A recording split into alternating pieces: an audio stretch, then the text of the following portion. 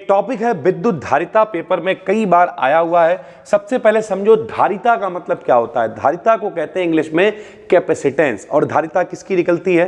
धारिता निकलती है संधारित्र की। सर जी संधारित्र क्या होता है? संधारित्र वो डिवाइस होता है जिसमें हम लोग आवेश को इकट्ठा कर सकते हैं। ऐसी जुगाड़ जिसमें भैया आवेश को इकट्ठा कर सकते हैं उसे संधारित्र यानी कैपेसिटर कहते हैं भाई, ठीक है। और किसी भी संधारित्र की हम लोग धारिता निकालते हैं। क्या फॉर्मूला होता है? तो फॉर्मूला होता है C बराबर Q अपान B।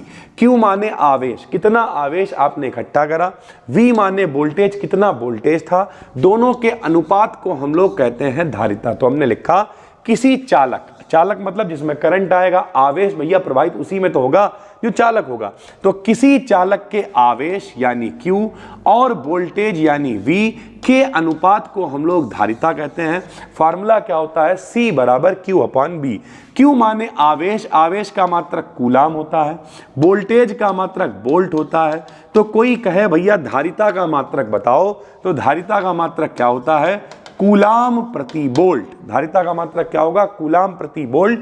या फिर धारिता के बारे में फैराड ने बताया था, तो धारिता का मात्रक हम लोग फैराड भी लिखते हैं। ध्यान से समझिए। कोई पूछे क्वेश्चन कैसे आएगा पेपर में?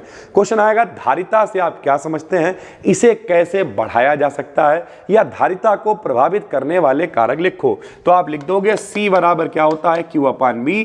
आवेश और वोल्टेज के अनुपात को धारिता कहते हैं। संधारित्र की धारिता किस पे निर्भर करती है, यह देख लो भैया।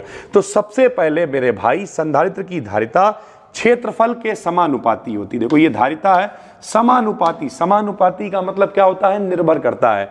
अगर क्षेत्रफल आप बढ़ाओगे तो धारिता का मान भी बढ़ जाएगा, ठीक है। नंबर 2 अगर हम बात करें तो धारिता का मान कोई भी परावैद्युत पदार्थ, कांच, मोम, तेल, अभ्रक अगर भर दिया गया है संधारित्र के अंदर तो उसे K से लिखते हैं। तो धारिता भैया परावैद्युत पदार्थ के समानुपाती होती है।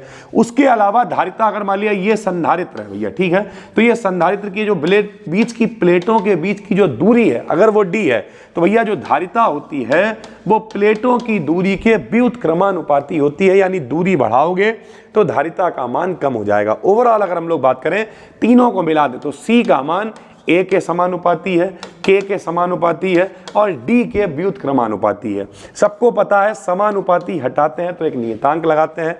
नियतांक हमने क्या लगा दिया? एप्सिलॉन 0 बटे में D।